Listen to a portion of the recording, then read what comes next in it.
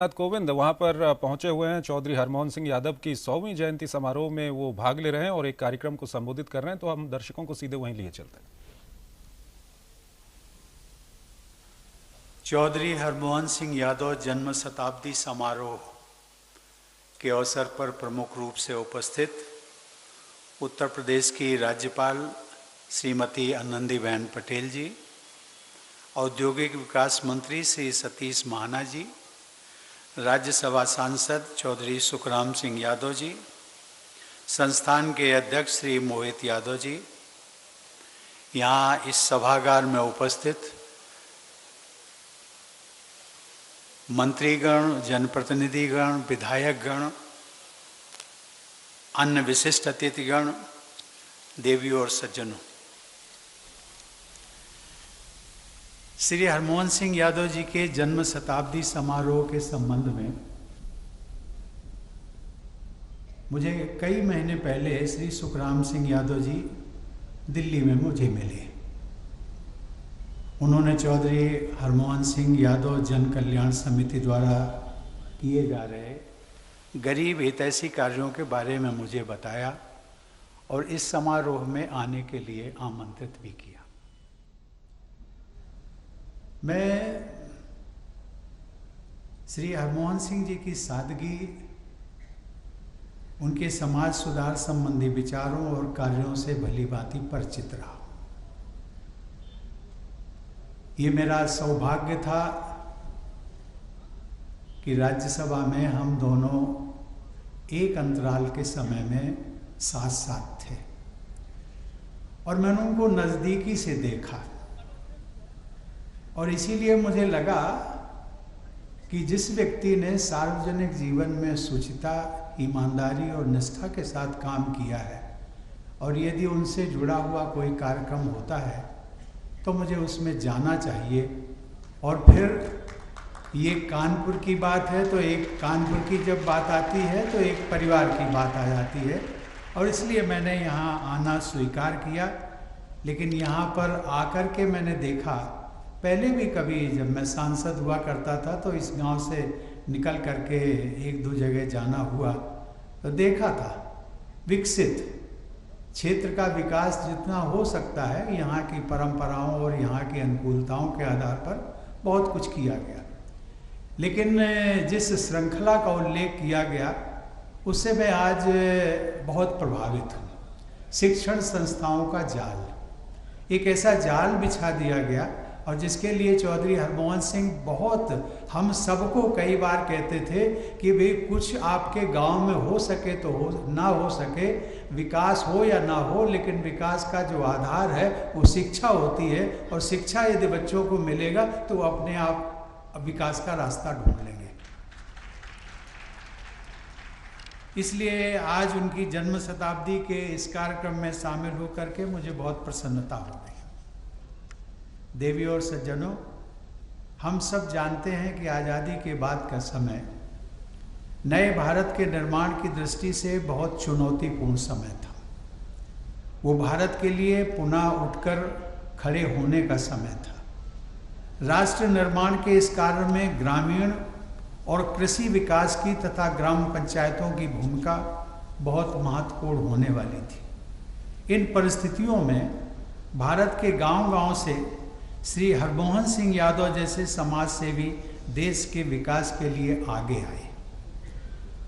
हम सब जानते हैं कि हरमोहन सिंह जी को वर्ष 1952 अर्थात आज़ादी के ठीक 3 साल बाद 1952 में ग्राम प्रधान चुना गया। उसके बाद वे जन सेवा के मार्ग पर लगातार आगे बढ़ते गए और जैसा कि चौधरी सुखराम सिंह जी ने कहा था कि उन्होंने ग्राम सभा से लेकर राज्यसभा तक की सफल यात्रा पूरी की। वे 2 बार राज्यसभा के सदस्य रहे और हम दोनों ने अनेक बार संसद के कार्यकलापों में साथ साथ भाग लिया। राज्यसभा के कामकाज में भाग लेने के लिए अक्सर मेरा कानपुर से दिल्ली और दिल्ली से कानपुर आना जाना होता था। हम लोग ट्रेन से ट्रैवल करते थे। हम दोनों, जब मैं देखता था रात्रि की ट्रेन हो या दिन की ट्रेन हो, इन यात्राओं के दौरान मुझे उन्हें निकटता से जानने और उनके अनुभवों से समृद्ध होने का अवसर प्राप्त हुआ। और सबसे बड़ी बात ये थी, उनके दिल में सभी के लिए सद्भावना, सभी के लिए भाईचारा। और उसकी एक मिसाल मैं देता हूँ। वो जब ट्रेन में आते थे तो अपने घर से बना हुआ भोजन होगा, कुछ पकवान होंगे, कुछ लड्डू होंगे, और ये सब चीज़ें जब लाते थे तो जब हम लोग बर्थ पर बैठ करके हमें ऑफर कर दिया, वो तो सहयोगी में था उनका, लेकिन जितने भी लोग उनके आसपास के सब लोग होते थे तो वो किसी से ये नहीं पूछते थे कि आपको कहाँ से कहाँ जाना है, किस गांव के रहने वाले हो, किस शहर में जाना है, कुछ नहीं पूछते थे। वो ये कहते थे ये हम सब लोगों के हम सफ़र है।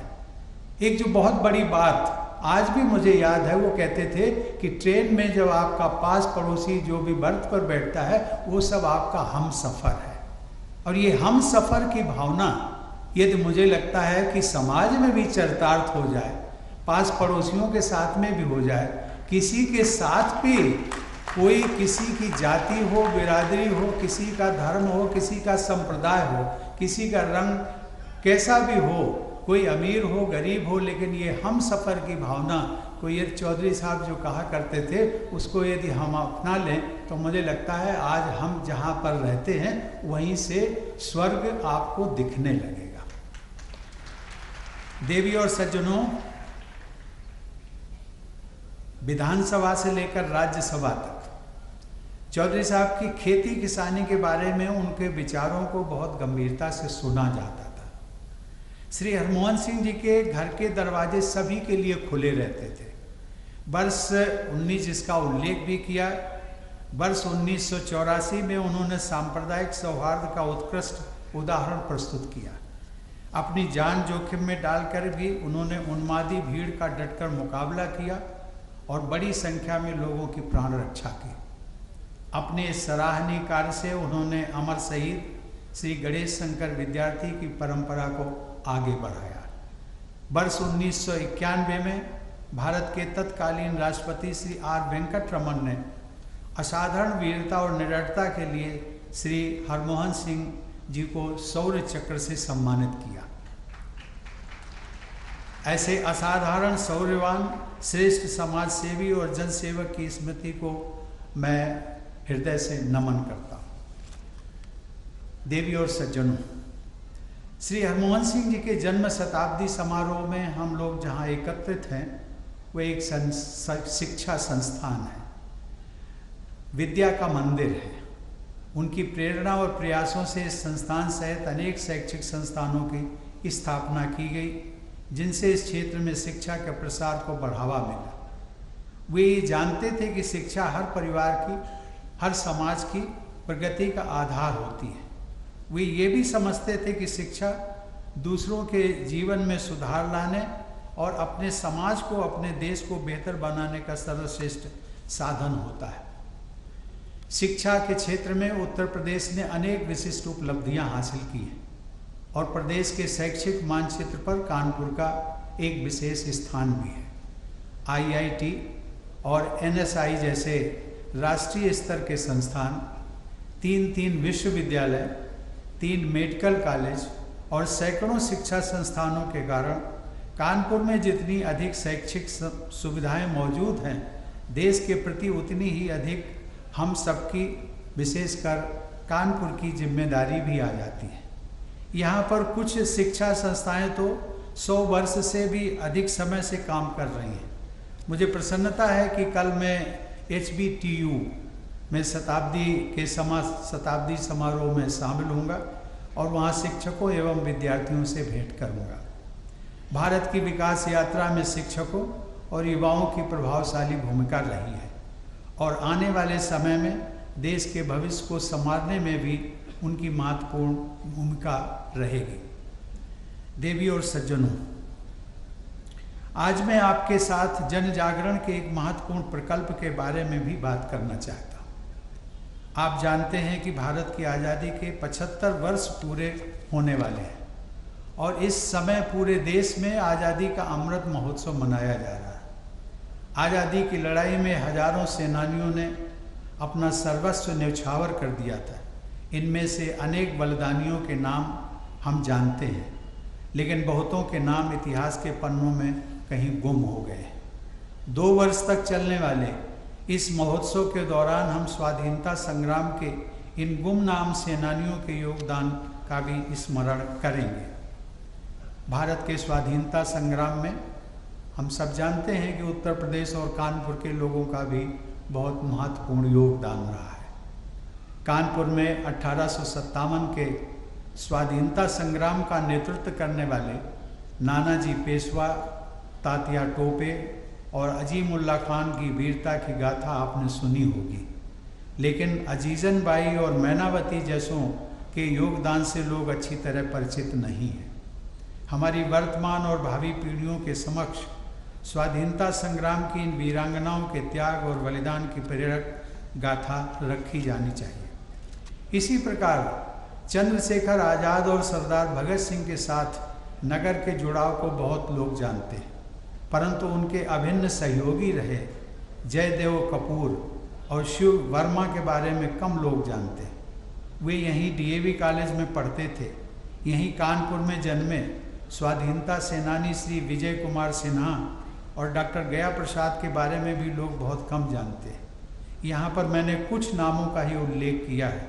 न जाने कितने ऐसे स्वाधीनता सेनानियों के महत्वपूर्ण योगदान से भारत को स्वतंत्रता प्राप्त हुई थी।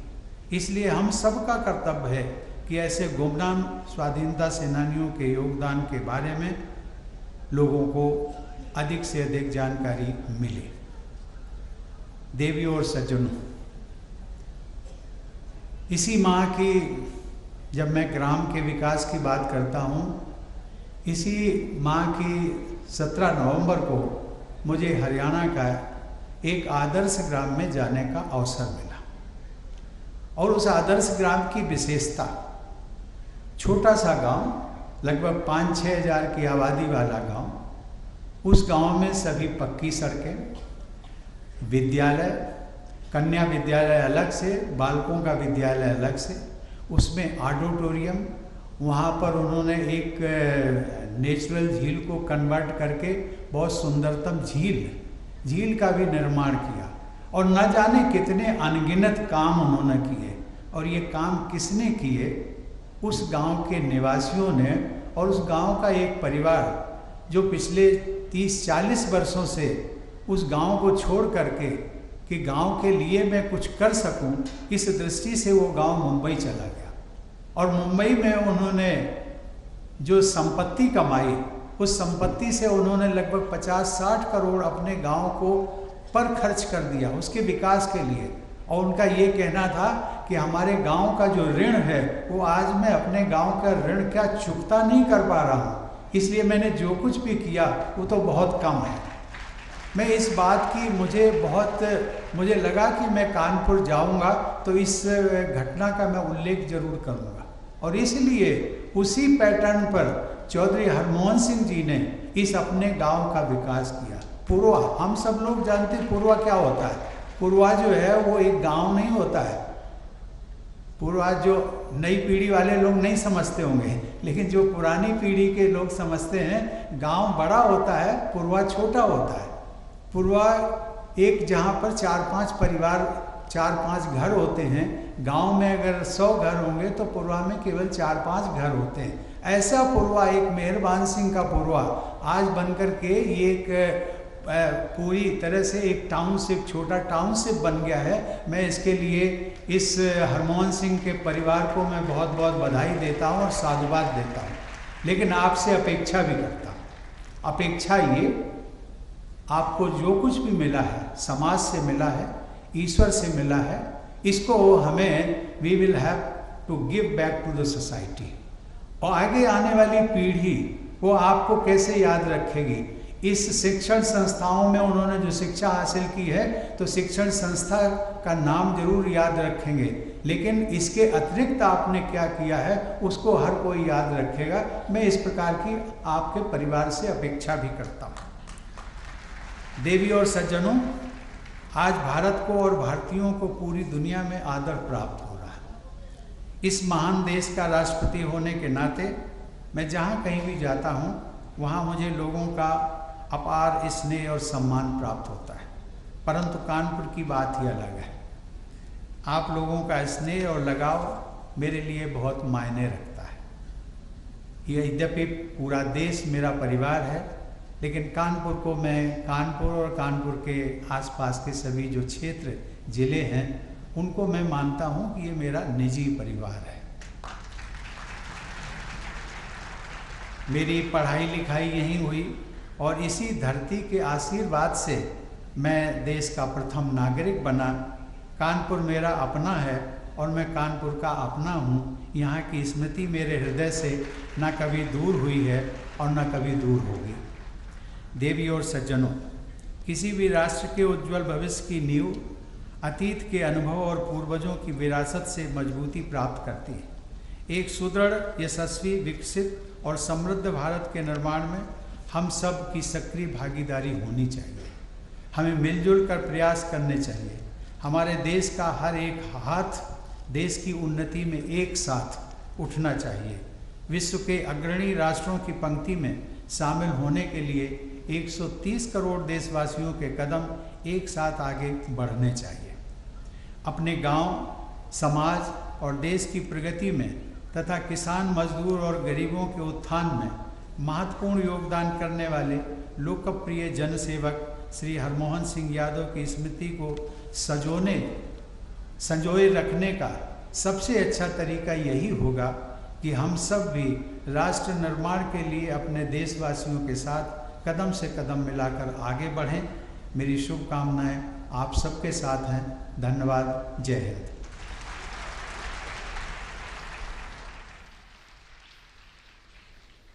बहुत बहुत धन्यवाद माननीय, आपके प्रेरणादायी उद्बोधन के लिए। और अब अंत में